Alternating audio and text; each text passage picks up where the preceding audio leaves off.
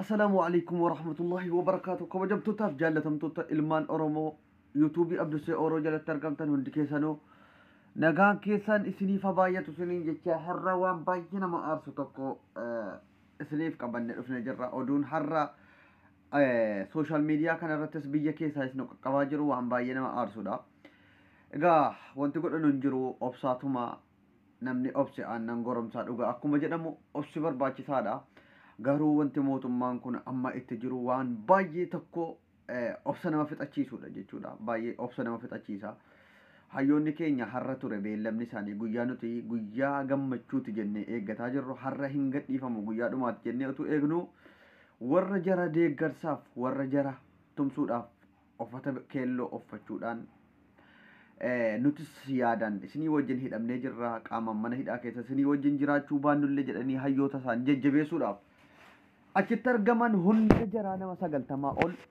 mana hidhaatti naqanii jiru. Kun maal argisiisa? Mootummaan kun mootummaa abbaa irree ta'uu isaa dhibbaan dhibbatti nu mirkaneeffachiisa jechuudha. Yeroo dhibbaa ol himaa turre mootummaan kun sodaattuudha. Sodaattuu ta'uu isii asirraa mul'ata. Yaa warra mootummaa biyya bulchaa jirtan Sayyum Tasfayyeen gada barreeffamanni barreesse otuu Jawaar Muhammad bakkee jiraate barreesse ta'e har'a waan isin taatanu waan inni Oromoo ta'e qofaaf Sayyum Tasfayyee garuu waan Amaara ta'eef waan Abiniin ta'e qofittiidhaaf sodaasaa of keessatti fincootu Finfinnee keessa taa'ee akkasitti isin arrabsa kan barreeffama Abiyyi Ahmad du'ee redhee uummata Itoophiyaa keessaa burjaajessaa jiru isa jechuudha.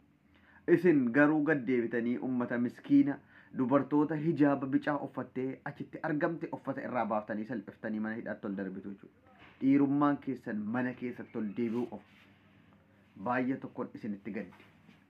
Isin obboleewwan keessan silaa sa'atii kanatti sa'atii biyyattiin danqamtee jirtu kanatti hiiktanii teessanii waliin mari'attanii nagaa buuftu jennee utuu eegnu ijoollee miskiina warra hidhameef sagalee ta'uu dhufte akkamitti isin uffata irraa yaaftanii akkamitti uffata bicaa uffattanii hayyoota keessaniif sagalee taatan jechuun kun maal argisiisa?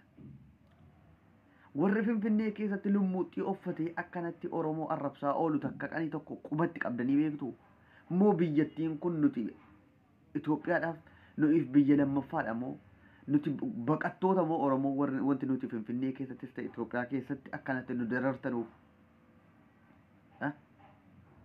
gadi baatanii garuu warri bicaa uffataa jirtanu warri maal ta'aa jirtanu akka qayyee nyaattanu hin irraanfatina jettanii otoo dhaaddattanu har'a akkas gootan waliif teenya guyyaan numa jirti gaafa diinni isin liqimse as deebitanii yaa Oromoo koo yaa saba koo yaa qeerroo yaa qarree jechuun keessan hin oolu garuu har'as qabsoon hinuma itti fufa wanti nuti duulli nuti feesbuukii kanarratti ajandaan nuti uumnee isinitti kenninu hirriba akka isin dhorke waan beeknuuf hamma immoo hiriira biyya alaa eessatti jaarmaan Ameerikaa eessattiyyuu alana uffata bicaadhaan gadi yaane addunyaatti isiniif argisiifna.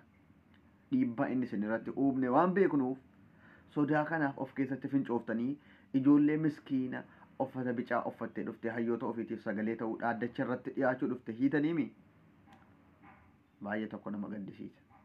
Har'allee wanti nama ajaa'ibu hayyoonni keenya of qofaaf hidhamu utuu hin taane saba isaaniitiif hidhamu. Ofiif jiraatu utuu hin taane saba isaaniitiif jiraachuu har'a nutti argisiisan. Jawaar Muhammad Baqqalee Garbaa Hamzaa Booranaa Abdii Raggaasaa nuti hanga ummata uffata bicaa uffatee dhufee jennaan hiitan kana gadi lakkistanutti dhaaddacha irratti dhiyaannee hin dhaggeeffannu jechuudhaan didanii beellamni jira ammas gaafa 24 achi darbee jira jechuudha. Guyyaa 9 booda torbii tokko ofirratti dabarsan warra hidhaan sodaanne saba isaaniitiif lubbuu ofiillee warra kennuu danda'udha hayyoonni keenya. Warra sodaa du'aa hin qabne akkasii goota akkasii qabna nuti dhugaa isinitti himna. Kanaaf hayyoonni kan keenya baay'ee tokko akka isin onneen keessan dhugaa irratti hundaa'ee jiru akkasin dhugaadhaan guutamtanii jirtan hubachuun nama rakkisu. Har'allee hamma isin uummatanuuf jecha uffata bicaa uffatee dhufee jennaan hiitan uummata miskiina kana gadi lakkistanutti dhaaddacha irratti wanti nu dhaggeeffannu hin jiru jedhe gootichi Jawaar Muhammadis. Warri isaa wajjin jiranus dhaaddacha dhaggeeffachuu didanii beellamni gaafa guyyaa 24tti qabame. Qeerroon falmii isaa haala isa barbaachisuun karaa isin hin beekneen isinitti dhufa.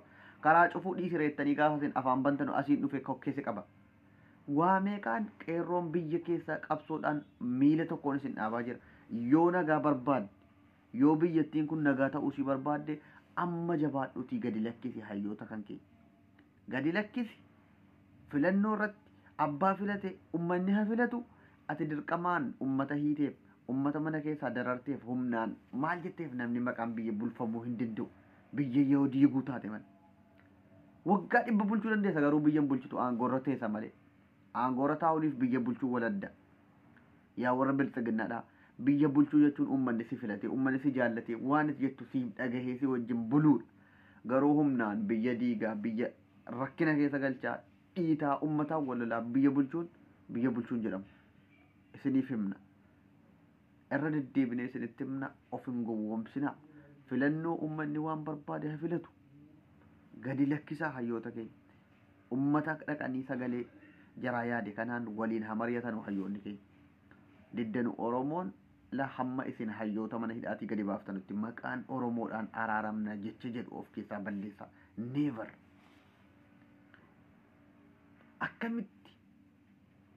Akkamitti nama Finfinnee keessa taa'ee akkasitti dhukkee isinirraa kaasu Suyyuun Masfin hidhuu dadhabdanii hayyoota keenyaaf nama miskiina uffata isaa uffatee karaa nagaatiin qawwee baadhateen dhufne karaa nagaatiin saba isaatiif hayyoota isaatii qofaaf sagalee dimokiraasiin isin jettanu maalime namni waan barbaade uffatee dhufee mirga isaa dhiyeeffachuu hin danda'u sagalee isaa dhageeffachuu hin danda'u.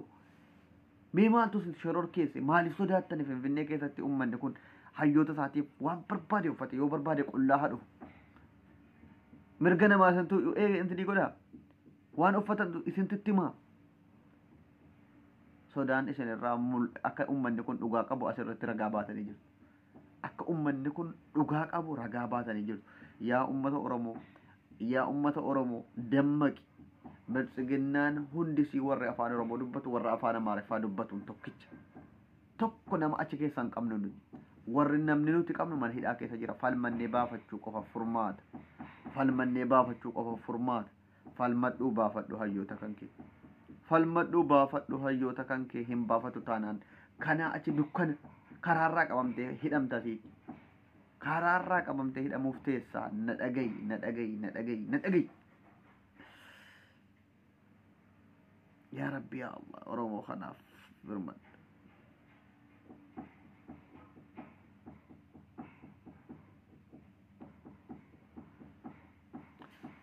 Baay'ee tokko natti dhagahamee jira waan ta'eef wanti godhanu hin jiru.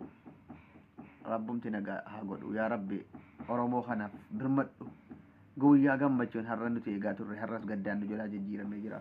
Egaa kabajamtootaaf jaallatamtoota hordoftoota yuutuubii keenyaa nagaan keessan isiniif haa baay'atu. Du'aa godhaa bakka jirtanutti Rabbiin hayyoota keenya gammachuudhaan nuuf haa baasu warra hidhamellee nuuf haa baasu isiniin jennaa galatooma.